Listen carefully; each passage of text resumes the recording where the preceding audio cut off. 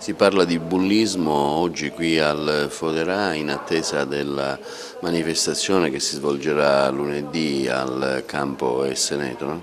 Sì, oggi bullismo nelle scuole, domani saremo in un'altra scuola, è fondamentale fare prevenzione, quindi condivido benissimo questa unione tra sport e lotta contro il bullismo, perché il bullismo è un tipo di violenza.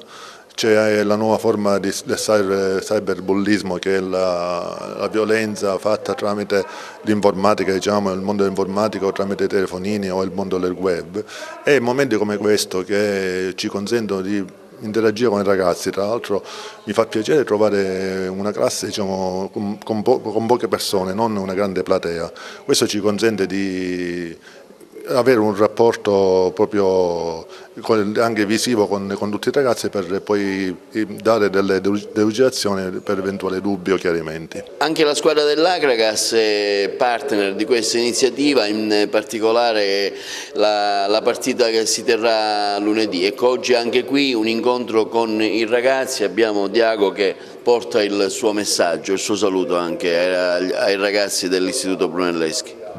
Sì, è un piacere essere qui perché è un'iniziativa bellissima, perché si tratta di una cosa che purtroppo in questo periodo ci sono gente che pure tolgono la vita per il fatto del bullismo, quindi siamo qua per portare questo messaggio non solo anche per i ragazzi, e portare pure allo sport che può succedere anche nelle sport, quindi dobbiamo sempre stare attenti e sapere che cosa si tratta. Iniziative come queste sono importanti per avvicinare il mondo della scuola anche allo sport, per discutere su tematiche di grandissima attualità.